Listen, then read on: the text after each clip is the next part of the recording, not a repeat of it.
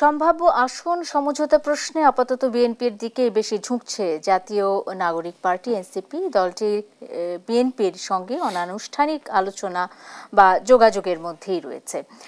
উভয় দলের সূত্র থেকে জানা গেছে যে ত্রয়োদশ জাতীয় সংসদ নির্বাচনে বিএনপির সঙ্গে অন্তত ২০ আসনে সমঝোতা করতে চায় এনসিপি।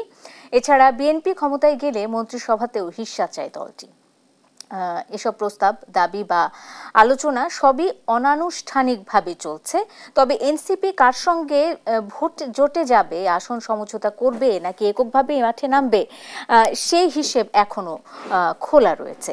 বিএনপির একটি সূত্র থেকে জানা গেছে, তারা বলছে যে কেবল আসন সমঝোতা নয়, এনসিপি নেতারা নিজেদের ভবিষ্যতের নিরাপত্তার বিষয়ে একটা নিশ্চয়তা চান। তারা বিএনপি ক্ষমতায় গেলে এনসিপি থেকে ৩ জনকে মন্ত্রী করার কথাও অনানুষ্ঠানিকভাবে আলোচনায় তুলে এনেছেন।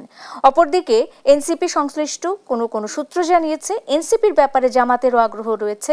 জামাত বিএনপির চেয়েও বেশি ছাড় দিতে চায়, কিন্তু এনসিপির নীতি নির্ধারণে গুরুত্বপূর্ণ ব্যক্তিদের কারো মত হচ্ছে নতুন এই দলটি ডানপন্থী তকমা গায়ে লাগাতে চাইছে না, তারা নিজেদের মধ্যপন্থী হিসেবে পরিচিত করতে আগ্রহী। সবাইকে স্বাগত জানাচ্ছি ZSRM নিবেদিত দেশ সন্ধ্যায়। আপনাদের সাথে আছি আমি সোনিয়া হক এবং আজকে আমাদের আলোচনার বিষয় রেখেছি জুলাই সনদ ও রাজনৈতিক ঐক্য। এই বিষয়টি নিয়ে কথা বলতে আমার অতিথিরাও ঠিক এই মুহূর্তে আমার সাথে যুক্ত হয়ে গেছেন। আজ আমার সাথে যুক্ত হয়েছেন খন্দকার মাসুকুর রহমান মাসুক, সহ সাংগঠনিক সম্পাদক বিএনপি, তিনি যুক্ত হয়েছেন আমাদের সাথে। আরও যুক্ত হয়েছেন আমাদের সাথে শরীফ ওসমান হাদি, মুখপাত্র ইনকিলাব মঞ্চ। আপনাদের দুজনকে স্বাগত জানাচ্ছি। যেমনটা বলছিলাম যে আজকে আলোচনার বিষয়টাই রেখেছি জুলাই সনদ ও রাজনৈতিক ঐক্য।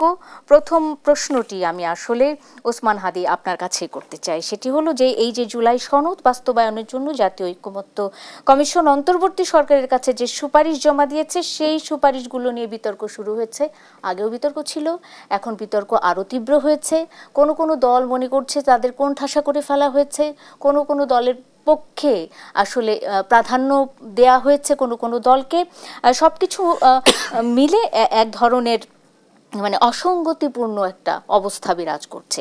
এই যে ঐক্যমত্য কমিশন, তার ভূমিকা নিয়ে আমি আপনার কাছে প্রথমে একটু জানতে চাইব, এবং জুলাই সনদ নিয়ে যে জটিলতা তৈরি হয়েছে সেটিকে আপনি কিভাবে দেখছেন, এটিকে আসলে শেষ হবার কিনা? ওসমান হাদি। ধন্যবাদ। ধরেন রাজনৈতিক দলগুলো যেটা বলবার চেষ্টা করছে যে যেইভাবে আলোচনা হয়েছে, তো এর বাইরে যে ঐক্যমত্য কমিশন একটা সুপারিশ করেছে, এই সুপারিশ করবার এখতিয়ার ঐক্যমত্য কমিশনের আছে কিনা। প্রথমত হলো অবশ্যই শেষ পর্যন্ত চেষ্টা রাখা জরুরি যে রাজনৈতিক দলগুলোকে কনভিন্স করে বা তাদেরকে তাদের দূরত্ব যতদূর কমিয়ে কাছাকাছি এক বিন্দুতে আনা যায়। এখন ধরেন সব থেকে গুরুত্বপূর্ণ ইস্যু হলো নোট অফ ডিসেন্টসগুলো, ডিসেন্টিং নোটগুলো ঐক্যমত্য কমিশন তুলে দিয়ে একটা কনক্রিট প্রস্তাব করেছে। এখন ধরেন এইটাকে বিএনপি খুবই তারা রিয়াক্ট করছে এই জন্য। তো এইখানে তো ধরেন শুধু বিএনপি নোট অফ ডিসেন্ট দেয় নাই, জামাত ইসলামেরও তো কিছু বিষয়ে নোট অফ ডিসেন্ট আছে, এনসিপির আছে। এর মানে সকলের নোট অফ ডিসেন্টগুলোই তুলে দেওয়া হয়েছে। এখন ধরেন তর্কের খাতিরে যদি আমরা ধরি যে জাতীয় ঐক্যমত্য কমিশন এই নোট অফ ডিসেন্ট সহ এটাকে গণভোটে দিল, দেখুন যেই প্র্যাকটিক্যাল কথাটাকে বলছে না। প্রথমত কথা হলো যে আপনি আরো যদি 1000 বছরও বসেন, শতভাগ ঐক্যমত্যে রাজনৈতিক দলগুলো তো পৌঁছানো সম্ভব হবে না। তাহলে বিএনপি সবাই যদি বিএনপির সাথে একমত হয়ে যেত বা বিএনপি যদি অন্যদের সাথে একমত হয়ে যেত, তাহলে তো দেশের সবাই মিলে একটা দল হয়ে যেত। কিন্তু এখানে তো ভিন্ন ভিন্ন পলিটিক্যাল পার্টি থাকবে। তো এই কথাটার জায়গায় বিএনপি এবং অন্যান্য দলগুলো বলতে চায় তাহলে গণতান্ত্রিক সৌন্দর্য তো আমি আমার দ্বিমত নিয়ে বেঁচে থাকবো, এই স্পেসটা দিবেন না। এই স্পেসটা আপনি কোথায় কোন জায়গায় দিবেন? আপনি দুটো রাখলেন যে আপনি এখন অসুস্থ, একটা মতামত আসলে আপনাকে ট্রিটমেন্ট করা দরকার, আর একটা হলো আপনাকে বাসায় আমি এভাবে রাখি যা আছে কপালে। তো দুটোই ডেমোক্রেটিক সৌন্দর্য, আপনি কোনটা করবেন? এইখানে সব সিগনিফিকেন্ট নোট হচ্ছে, আমি আপনাকে বলি, আপনি জানেন 84টা সুপারিশ জুলাই সনদে করা হয়েছে, যেগুলোকে সংবিধানে ইনকর্পোরেট করতে হবে, এরকম আছে 40-এর বেশি, আর বাকিগুলো অধ্যাদেশ জারি করে করা সম্ভব। আপনার যেটা বলা দরকার, রাজনৈতিক দলগুলো যেটা বলছে না, প্রথমত হলো এই ঐক্যমত্য কমিশনের এখতিয়ার আছে কিনা। তাহলে এর চেয়েও বড় প্রশ্ন হলো এই সরকারেরই এখন নির্বাচন দেওয়ার কি এখতিয়ার আছে? না, নাই। মানে ঠিক যেই কারণে এই সরকার, তখন কিন্তু সবাই বলছে এই সরকার হলো ঐতিহাসিক জুলাইয়ের গণ অভ্যুত্থানের সরকার, সুতরাং এই যে পিপলস উইল, জনগণের অভিপ্রায়, এটাই হলো সব থেকে বড় সংবিধান।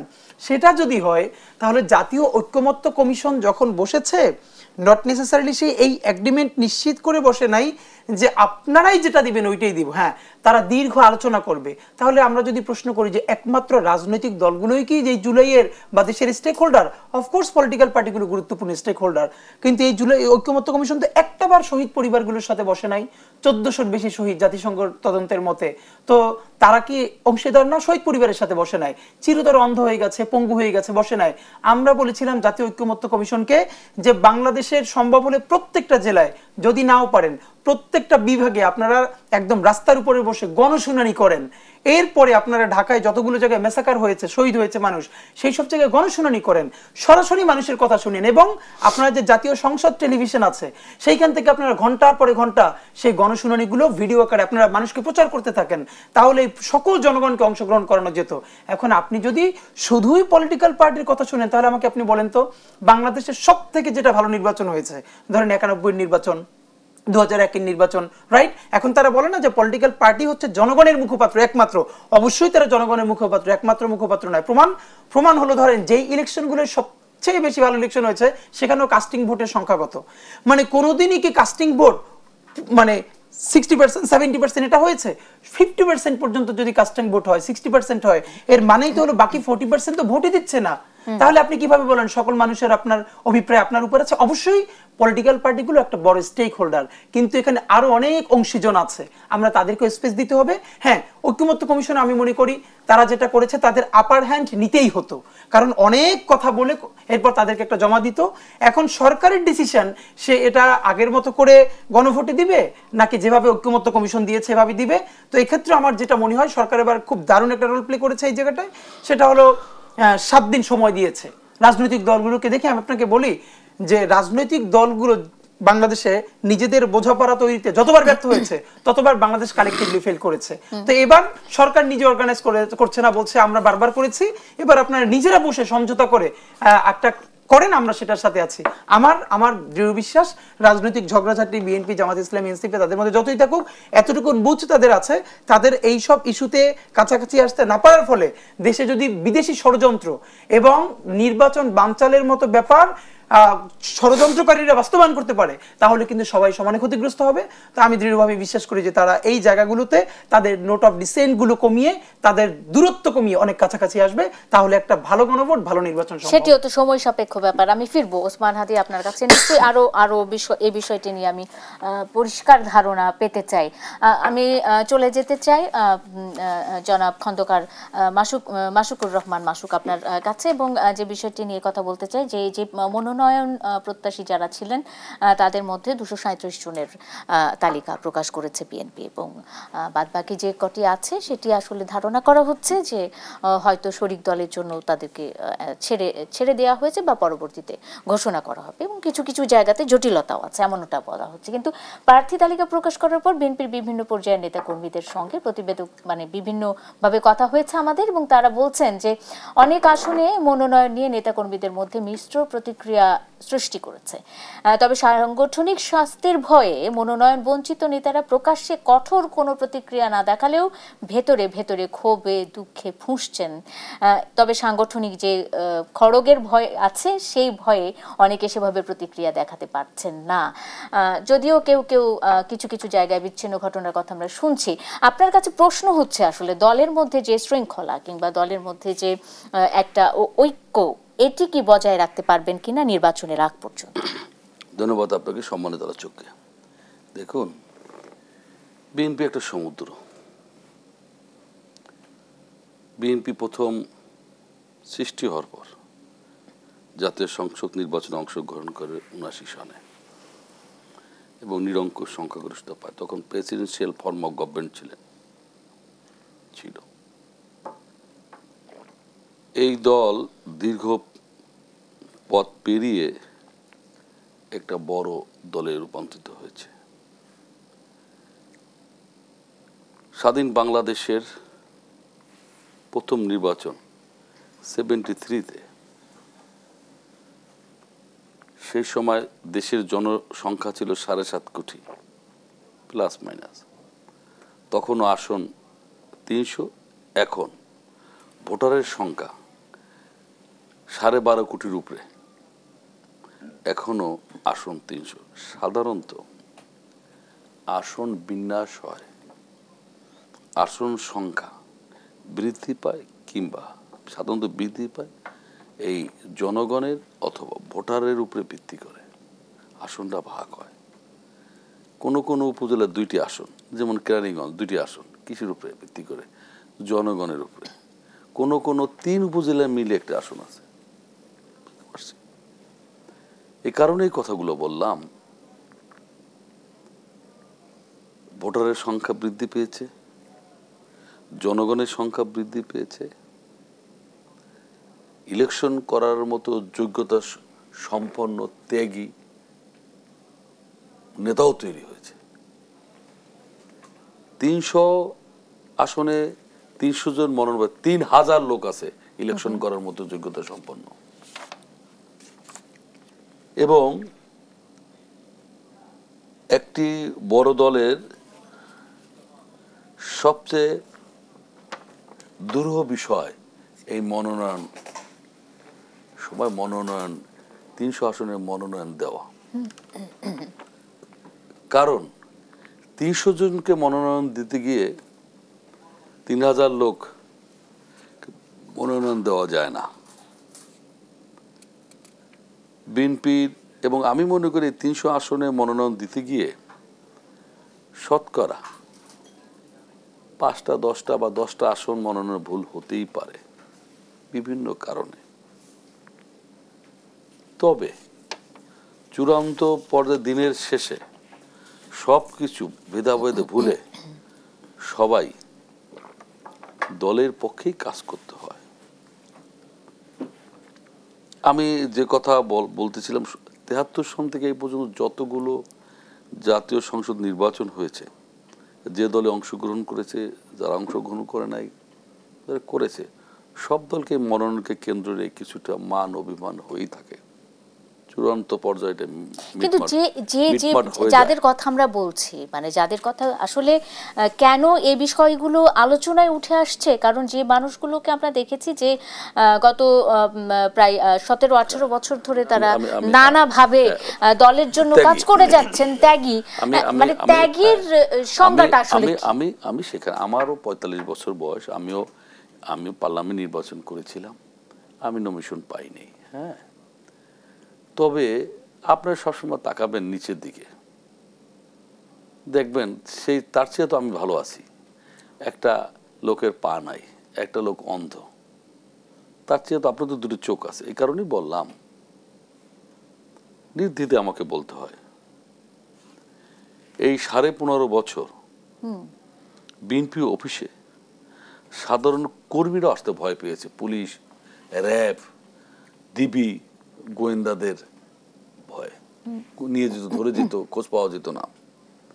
এই অফিসটা মিটমিট করে আলো জ্বালিয়ে রেখেছেন বিএনপি সিনিয়র যুগ্ম মহাসচিব রুহুল কবির রিজভী। তিনি ছাত্র দলের প্রেসিডেন্ট ছিলেন, রাজশাহী ইউনিভার্সিটির ভিপি ছিলেন। শুধু তাই নাই, আমাদের জীবনে একটা বড় অংশ আমরা এরশাদ বিরোধী আন্দোলনে 9 বছর রাজপথে ছিলাম। কিন্তু রুহুল কবির রিজভী নেই, তার নাম নাই। আমি ওখানে আসতেছি। আমরা জীবনের যৌবনের সোনালী দিনগুলো তপ্ত রাজপথে কেটেছে আমাদের। ঠিক শুধু তাই না, রিজভী ভাই গুলিবিদ্ধ হয়েছে। অত্যন্ত দুঃখের সাথে বলতে হয়, তিনি পিতৃত্ব হারিয়েছেন, তিনি কোনোদিন পিতা হতে পারবেন না, হয়ও নাই। সেই রিজভী নমিনেশন পায় নাই। শুধু এখানেই নাই, ছাত্র দলের যতগুলো ছেলে জন্ম দিয়েছে, নেতা জন্ম দিয়েছে, একজন বিশিষ্ট পার্লামেন্টারিয়ান শামসুজ্জামান দুদু মনোনয়ন পায় না। ঢাকা মহানগরের এক সময় নেতা ছিলেন বীর মুক্তিযোদ্ধা আব্দুল সালাম সাহেব মনোনয়ন পায় নাই। রুমিন ফারহানা নাই, নজরুল ইসলাম খান নেই, অনেকেই নাই যারা আসলে। আমি বলি, যুব দলের সেক্রেটারি ছিলেন, সভাপতি ছিলেন, এমপি ছিলেন, উপদেষ্টা মজিদ আলাল পায় নাই, রুবিন ফারহানা পায় নাই। রুবিন ফারহানা সংসদের বাইরে, রাজপথে, টেলিভিশনে দলের জন্য তার নিবেদিত প্রাণ। হ্যাঁ, আমার যেহেতু নাম বললাম, আর একটা নাম আপনাকে বলতে হয়, হাবিব নবী খান সোহেল। 450 মামলা, তিনি কিছুদিন আগে মুক্তি পেয়েছেন। তো সেই ক্ষেত্রে আসলে ত্যাগের যে সংজ্ঞাটা বলছি, সেই ত্যাগের সংজ্ঞাটা আসলে কি? আমি আর বলতে চাই, এই 5 তারিখ যদি না হতো, তাদের নাম বললাম, তো অনেকেই বাকি জীবন জেলখানায় যেতে হতো, থাকতে হতো। ও জেলে থাকতে তার একটা মেয়ে তার ফেসবুকে লেখা লিখেছিল, টাসে লেখা, আমি সহ সাধারণ মানুষ, রাজনীতিবিদ চোখের পানি ধরে রাখতে পারে নাই, নমিনেশন পায় নাই। এই লিস্ট আরো অনেক বড়। এই পৃথিবীতে অনেক লোকের জন্ম হয় ভোগের জন্য, অনেকের ত্যাগের জন্য। মানে আমি ধরে নিতে পারি আপনার প্রশ্নের উত্তরে যে এই মানুষগুলো সারা জীবন জেল খাটবে, সারা জীবন রাজপথে থাকবে, সারা জীবন প্রতিবাদ করবে, দল করবে, কিন্তু শেষ পর্যন্ত আসলে ওই ত্যাগী নেতাদের লিস্টেই তাদের নাম থাকবে, তাদের কিন্তু কোনো প্রাপ্তি ঘটবে না। আবারও আপনাকে বলে রাখি, সত্যি জায়গায় আসছেন। 111 বিএনপির জন্য একটি দুঃসময়। বিএনপি যতগুলো ঝড়, ঠান্ডা, শিরোর ফেস করেছে রাজনৈতিকভাবে, তার মধ্যে 111-এ 2 বছর আমি ওই দুঃসময় দলের একজন সাধারণ কর্মী হিসেবে পাশে ছিলাম। আমি দেখেছি যারা ভোগী ম্যাক্সিমাম দলের সাথে বিশ্বাসঘাতকতা করেছে।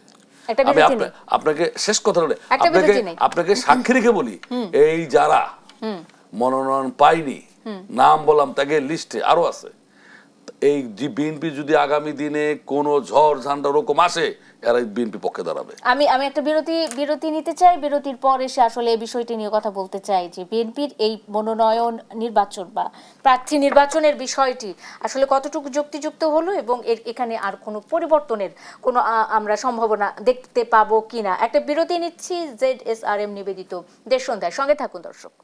বিরতির পর স্বাগত আরেকবার। দেখছেন ZSRM নিবেদিত দেশ সন্ধ্যার। সোনিয়া হক আপনাদের সাথে আছে এবং আজকে আলোচনার বিষয় জুলাই সনদ ও রাজনৈতিক ঐক্য। আমার অতিথিরা আমার সাথে যুক্ত আছেন। আলোচনায় চলে যেতে চাই এবং যে প্রসঙ্গটি আসলে রেখে গেছিলাম, খন্দকার মাসুকুর রহমান মাসুক, খুব সংক্ষেপে জানতে চাই। আমি একটি প্রশ্ন আপনার কাছে রেখেছিলাম যে যেভাবে প্রার্থী তালিকা প্রকাশ করা হয়েছে সেটি নিয়ে অনেকের মনে অনেক রকমের বিভক্তি রয়েছে, একজন এক একভাবে চিন্তা করছেন এবং দলীয় শৃঙ্খলার বিষয়টি এখানে সবচেয়ে গুরুত্বপূর্ণ বিষয়। আমি যদি সবশেষ একটি ঘটনার কথা উল্লেখ করি, কিছুক্ষণ আগের ঘটনা, যেটি আমাদের টিভি স্ক্রলে তাকালেই দেখা যাচ্ছে যে চট্টগ্রাম 8 আসনের বিএনপি মনোনীত যে প্রার্থী রয়েছেন এরশাদুল্লাহ, তিনি গণসংযোগ চলাকালে গুলিবিদ্ধ হয়েছেন, তাকে হাসপাতালে নেওয়া হয়েছে। এবং এছাড়াও যদি আমি গতকাল থেকে আসলে মনোনয়ন তালিকা প্রকাশের পর থেকে যদি বেশ কিছু ঘটনার অবতারণা করতে যাই বা বর্ণনা দিতে চাই, অনেক সময় চলে যাবে। হ্যাঁ, তো সেক্ষেত্রে দলীয় দলের মধ্যে শৃঙ্খলা বজায় রাখতে পারবেন কিনা, এই প্রশ্নটির উত্তর আপনার কাছে জানতে চেয়েছিলাম। দেখেন, আমি যে কথাটি বলেছিলাম, দলের অনেক ত্যাগী নেতা মনোনয়নে বঞ্চিত হয়েছে বা মনোনয়ন তাদের দেওয়া যায়নি। অনেকের নাম উল্লেখ করলাম। দেখেন, ছাত্র দলের প্রেসিডেন্ট ছিল রাসুজ্জামান রিপন, বিএনপির যুগ্ম মহাসচিব অ্যাডভোকেট আব্দুল সালাম আজাদ। আমি দেখেছি বিরামহীনভাবে পার্টির জন্য কাজ করেন।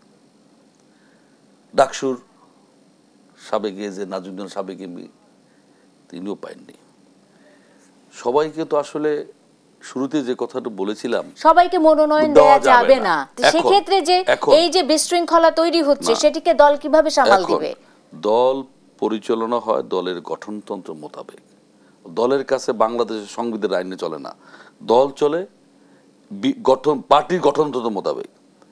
দল করতে হলে সেটাকে মানতেই হবে, দলের সিদ্ধান্ত চূড়ান্ত, সেটাকে মেনে নিয়ে কাজ করতে হবে।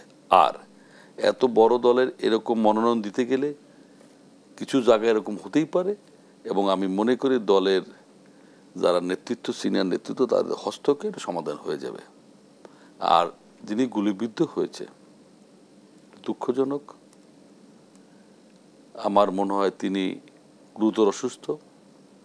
আল্লাহ তাআলা রব্বুল আলামিনের কাছে আমি দোয়া করি কামিউন বাক্য উনি সুস্থ হোক। তবে লক্ষণ ভালো না। এই কারণে কে বা কারা করেছে সেটা হয়তো অতি সত্বর আইন শৃঙ্খলা বাহিনী বের করতে পারবেন। তবে আমি সন্দেহ প্রকাশ করতে চাই যে ফ্যাসিস্ট দেশে না থাকলেও, ক্ষমতায় না, তো তাদের বিরাট অংশ। খন্দকার মাসুক, আমি একটা উদাহরণ দিয়ে আমি ওসমান হাদির কাছে চলে যেতে চাই। আপনি ফ্যাসিস্টের কথা বলছেন, আমরা সেই আশঙ্কাও বাদ দিব না, কিন্তু সেই সাথে যদি বলি যে বিএনপির মধ্যে যে অন্তর্কলহ হচ্ছে সেটি তো এড়ানো যাবে না। চাঁদপুর 4 ফরিদগঞ্জ আসনে বিএনপি মনোনীত প্রার্থী হারুনুর রশিদকে পরিবর্তনের দাবিতে 3 দিন ধরে বিক্ষোভ করছেন দলীয় মনোনয়ন প্রত্যাশী ফরিদগঞ্জ উপজেলা বিএনপির আহ্বায়ক এম এ হান্নানের অনুসারী নেতাকর্মীরা। বুধবার সকাল থেকে ফরিদগঞ্জ রায়পুর সড়কে আগুন জ্বালিয়ে তারা বিক্ষোভ করছেন। বিএনপির মনোনয়ন নিয়ে ক্ষোভ থেকে মঙ্গলবার অন্তত 7 জেলায় বিক্ষোভ মিছিল, প্রতিবাদ সমাবেশ, সড়ক রেলপথ অবরোধ ও সংঘর্ষের ঘটনা ঘটেছে। জেলাগুলো হলো মেহেরপুর, সাতক্ষীরা, চাঁদপুর, ময়মনসিংহ, মাদারীপুর, নাটোর ও নওগাঁ। আসলে এগুলো কারা করছে? এগুলো তো আর বাইরের দল থেকে করছে না, কেউ নিজেদের দল থেকে করছে। এটি সামাল দিবেন কিভাবে সেটি নিশ্চয়ই চিন্তা করতে থাকুন। আমি একটু ওসমান হাদির কাছে চলে যেতে চাই। ওসমান হাদি, এই যে প্রার্থী তালিকা, প্রার্থী চূড়ান্ত করা হয় বা মনোনীত করা হয় একটা বড় রাজনৈতিক বড় নির্বাচনকে সামনে রেখে, আপনার একটা ছোট্ট ভিডিও ক্লিপ বা ভিডিও ফুটেজ আমি দেখেছিলাম সোশ্যাল মিডিয়াতে। আপনি বলছেন যে আপনাকে জিজ্ঞেস করা হয়েছিল যে 500 ভোটও আপনি পাবেন কিনা। আপনি বলেছিলেন যে বিনা পয়সায় যদি 500 ভোটও পাওয়া যায় সেটাও তো আলহামদুলিল্লাহ। আপনি এমন একটি মন্তব্য করেছিলেন। প্রার্থী নির্বাচনের ক্ষেত্রে কোন বিষয়টিকে আসলে গুরুত্ব দিচ্ছে রাজনৈতিক দলগুলো এই ইলেকশনটাকে সামনে রেখে? দেখুন, শুধু এই ইলেকশনেতে না, বাংলাদেশের ইলেকশন বা ইলেকটোরাল পলিটিক্সটা আসলে বাংলাদেশে খুব কাছাকাছি সময় এখনো যে খুব ভালো একটা জায়গায় যাবে এর সম্ভাবনা কম। কারণ আপনি জানেন যে এটা অনেক কষ্ট পেলেও বলি যে দেশের জনগণ ভালো হলে তার শাসক ভালো হতে এমনিতেই বাধ্য হয়। তো বাংলাদেশে হলো যে ধরেন আমাদের যে লোকাল পলিটিক্সটা আছে, কালচারালি আমাদের মানুষজন, সবাই না, একটা বিরাট অংশ, তাকে ভোট দিতে পছন্দ করে who can show the muscle power. এবং মুশকিলটা হলো আপনাকে প্রচুর সমস্যা সমাধান করতে হবে। কিরকম সমস্যা? যেই সমস্যা সমাধান করবার এখতিয়ারি এমপি হিসেবে আপনার নাই। আপনি বাংলাদেশে এই যে যত রাজনৈতিক দলগুলো আছে, তারা এমপি হিসেবে যাদেরকে মনোনয়ন দিচ্ছে, আমি অন রেকর্ড বলতে পারি, আপনি তাদেরকে যদি এসে ইন্টারভিউ করেন, আপনি তাদেরকে বলবেন যে এমপি হিসেবে পার্লামেন্টে একজন আর কি কি রোল প্লে করতে হয়, আপনি বলেন, এটা বলতে পারবে না। বাংলাদেশের যত সংসদ সদস্য নির্বাচিত হয়েছে বিভিন্ন সময়ে, এদের 80% কোনোদিন সংসদের বাজেটটা পড়েও দেখে না, পড়ে বুঝবার ক্যাপাসিটিও নাই। প্রধানমন্ত্রী, অর্থমন্ত্রীকে সহ সচিবদেরকে নিয়ে করেন, তারা হাত চাপড়ে করেন। তারা করতে যাবেন, তারা উপজেলায়, জেলায় রাস্তাঘাট নির্মাণ করবেন, এরপরে যত সমস্যা, কি কি সমস্যা, স্কুল করবেন, কলেজ করবেন, রাস্তা করে দিবেন, ব্রিজ কালভার্ট করবেন। এই যে আমি বারবার বলি কি, দেখেন, আমরা যতক্ষণ না পর্যন্ত, আপনি আমি, আমাদের পলিটিক্যাল আইডিওলজি এক না হইতে পারে, কিন্তু আমরা সবাই মিলে যতক্ষণ না পর্যন্ত ন্যূনতম একটা রাজনৈতিক জনগোষ্ঠী হয়ে উঠবো, আমি রাজনীতি করি আর না করি, কিন্তু আমার ওই সেন্সটুকুন থাকা, ততক্ষণে না আমরা ভালো পলিটিশিয়ান পাবো না। কেন দেখেন, এইবার যেটা আমি তরুণদেরকে প্রচুর জায়গায় বলবার চেষ্টা করছি, প্লিজ, বিএনপি থেকে হোক, জামাত থেকে হোক, এনসিপি থেকে হোক, আপনার এলাকায় তো মানুষ এখন এমপিরা যাবে, বিভিন্ন ক্যাম্পেইন করবে। আপনি তাকে যখনই সে বলবে আমি আপনার এখানে রাস্তা করে দিব, ব্রিজ করে দিব, কালভার্ট করে দিব, এটা করব, আপনি তাকে জিজ্ঞেস করেন যে আপনার কি এইটা এমপি হিসেবে করবার ইখতিয়ার আছে? যদি আপনি এগুলো করেন, তাহলে পৌরসভার মেয়রের কাজ কি, স্থানীয় সরকারের কাজ কি, উপজেলা পরিষদের কাজ কি? আপনি একটা কাজ যদি শুধু করতে পারেন, জানেন এই যে মনোনয়ন বাণিজ্য 3 ভাগের 2 ভাগ কমে যাবে। কেন বাংলাদেশের এমপিরা, এই যে খুব মজার একটা আছে যে আপনি জানেন যে বাংলাদেশে এমপি হলে ট্যাক্স ছাড়া গাড়ি আনা যায়। আপনি জানেন যে একটা গাড়ির দাম যদি রিয়েল হয় 50 লাখ টাকা, এটা আপনি যদি কিনেন অনেক সময় 300-400 গুণ পর্যন্ত ট্যাক্স হয়। এর এটা হতে হতে 2 কোটি টাকাও অনেকের হয়, কিন্তু একজন এমপি সেটা 50 লাখ টাকাতেই আনতে পারবেন। তো আপনি যদি এমপি হয়ে 50 লাখ টাকার গাড়িটা 50 লাখ টাকায় আনতে পারেন, যেটা অন্যের লাগছে 2 কোটি বা 2.5 কোটি, এটা তো মজা, এটা তো সবাই হইতে চাবে। তো আপনি বরং পারলে বলেন যে এমপি হলে কেউ বিনা ট্যাক্সে গাড়ি আনতে পারবে না। বাংলাদেশে এমপি হলে তার ট্রিটমেন্ট নিতে হবে। ঠিক আছে, তুমি এমপি, তোমার একটা স্পেশাল প্রিভিলেজ দরকার। এই যে বাংলাদেশ মেডিকেল বা আগের পিজি হসপিটাল, এখানে একটা স্পেশালাইজড বিল্ডিং থাকবে, তোমার ট্রিটমেন্ট এখানে নিতে হবে, আপনি তার বিদেশে ট্রিটমেন্ট নিতে দিবেন না, দেখবেন আর কেউ এমপি হইতে চাবে না।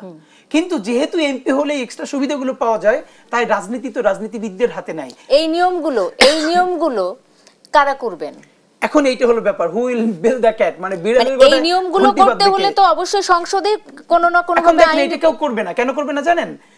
এই আজকে যদি বিএনপিও, আমি মানে বিএনপিকে ওই ভালো অর্থেই বলছি, বিএনপিও মনে মনে বোঝে যে এটা দরকার, কিন্তু বিএনপি যদি এটা করে দেখাতে চায় তাহলে দেখবে সে আসন জিতে নেয় 3/1 কারণ তার জনগোষ্ঠী তো এটা নেওয়ার জন্য রেডি না।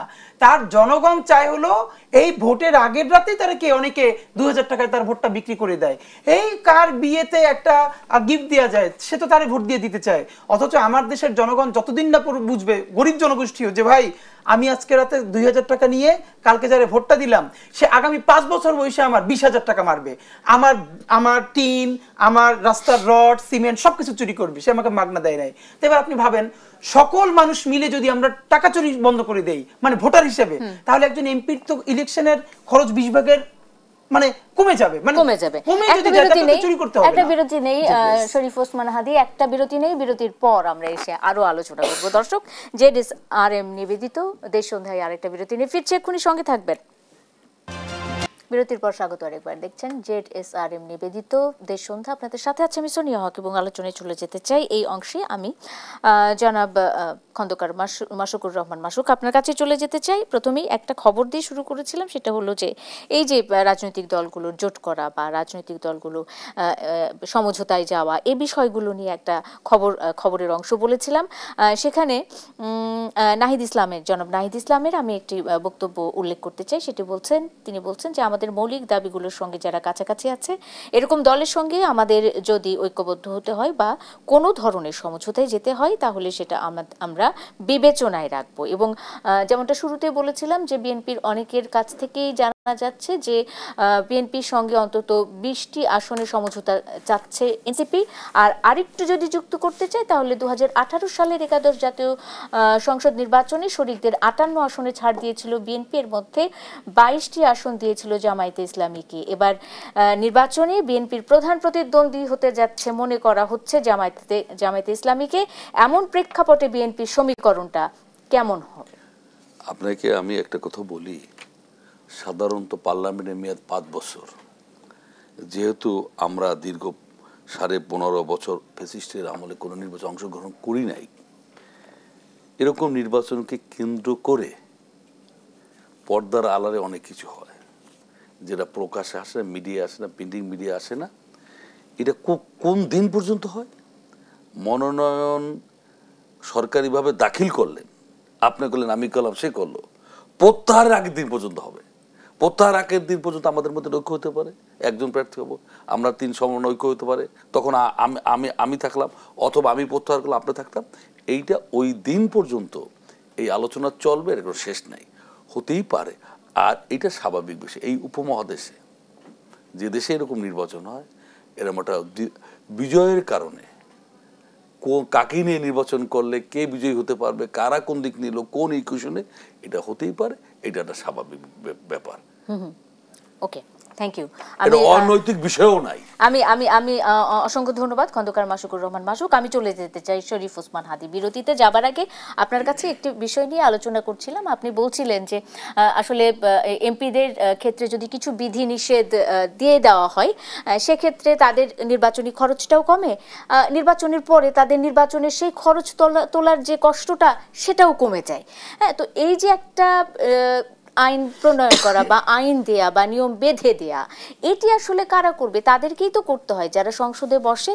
এই বিড়ালের গলায় ঘন্টাটা বাঁধবে কারা? তারা কি বাঁধবে নিজেদের গলায় নিজেরা ঘন্টা? রাজনীতিবিদরা এই কাজটা করবে না বলেই এইসব বাংলাদেশের মতো জায়গায় যখন কোনো অগণতান্ত্রিক সরকার আসে, ইতিহাস বলে সেই সমস্ত কোট আনকোট অগণতান্ত্রিক সরকারও জনগণের কাছে পপুলার হয়েছে। আমি একটা ইন্টারাপ্ট করি। ধরেন আপনারা, আমি বাইরে মাঠে খুব বিরোধ, পার্লামেন্টে আপনার মেম্বার, আপনি পার্লামেন্ট সরকার, আপনি এমপিদের বেতন বাড়াবেন, আমি বাধা দেবো না, তখন তো এক হয়ে যায়। সেটাই এই জন্য আমি আপনাকে বললাম যে দেখবেন যে মাঝে মধ্যে কেয়ারটেকার বা বিভিন্ন তারা রাজনীতিবিদদের বিরুদ্ধে সিদ্ধান্ত নেওয়ার ফলেও তারা পপুলার হয়েছে, কারণ জনগণ মনে করেছিল যে এইটাই জনগণের সিদ্ধান্ত, কিন্তু রাজনীতিবিদরা তাদেরকে কুক্ষিগত করে। তো জনগণ সবসময় রাজনীতিবিদদের, এখন আমাদের যেটা লাগবে, কোনো দল যদি কোনোদিন সাহস করে এইটার বিপক্ষে দাঁড়ায়, কোনো এমপি, কিন্তু যত ভালো কথা বলি এমপির ওখানে সবাই গিয়ে বিএনপি, জামাত, আওয়ামী লীগ মারামারি করবে, কিন্তু নিজেদের ইন্টারেস্টের জায়গায়। আবুল মনসুর আহমেদ বলছিলেন যে যখন ওনারা এমপি হচ্ছিলেন তখন ওই যে মন্ত্রীদের কত কত টাকা দরকার এইটার উপর উনি কাট করছিলেন, যে এত কিছু দরকার নাই, সবাই তো জনতার রাজনীতি করে আওয়ামী লীগের তখন। তো ওনার কলিগরা, অন্যান্য যারা আওয়ামী লীগের ছিল, তারা তাকে মারতে আসছে। উনি ওনার আত্মকথা লিখতেছেন যে কেন এই জিনিসটা থাকবে না কেন। এর মানে হলো ওই দিন শেষে এটাই যে আমরা আমাদের ক্লাবে আমাদের সুবিধাটুকু আদায় করব, তবে হ্যাঁ এরপরও আমি মনে করি কেউ না কেউ যদি চেষ্টা করে, এটা এখন হোক আমার পরবর্তী জেনারেশনে হোক, এটার পরিবর্তন হয়তো হবে ইনশাল্লাহ। এত হোপলেস হলে তো আর আমরা বাইচে থাকতে পারবো না। আশা এইটুকুনি যে আমার হাত ধরে হোক, আপনার হাত ধরে হোক, আমাদের পরবর্তী জেনারেশনের হাত ধরে হোক, যে নিজেদেরকে বলতে হবে আমরা এই সুবিধাটা নিব না। এবং এটা যদি কেউ শুরু করতে পারে, আমি আপনার মাধ্যমে বরং বলতে পারি আমরা এটা আমাদের আজকেই প্রথম যে আমরা নির্বাচনী ইশতেহার কাউকে বলি না এখনো। আমাদের 9টা ইশতেহারের মধ্যে একটা ইশতেহার আছে, আমি যদি সংসদ সদস্য মনোনীত হই সকলের দোয়া এবং ভালোবাসায়, তাহলে আমার ইশতেহারে থাকবে আমি কোনোদিন ট্যাক্সবিহীন গাড়ি আনবো না, এটা একটা, বাকিগুলো বলবো না। অসংখ্য ধন্যবাদ, অসংখ্য ধন্যবাদ। নিশ্চয়ই শরীফ ওসমান হাদী, আমরা সময়ের সাথে জেনে যাব আপনাদের নির্বাচনী ইশতেহার। আজকের মতো শেষ করতে হচ্ছে। শরীফ ওসমান হাদী, খন্দকার মাসুকুর রহমান মাসুক, দুজনকে অসংখ্য ধন্যবাদ জানিয়ে আজকের মতো শেষ করতে চাই। দর্শক, এই ছিল ZSRM নিবেদিত দেশ সন্ধ্যায়। সাথে থাকার জন্য আপনাদেরও ধন্যবাদ।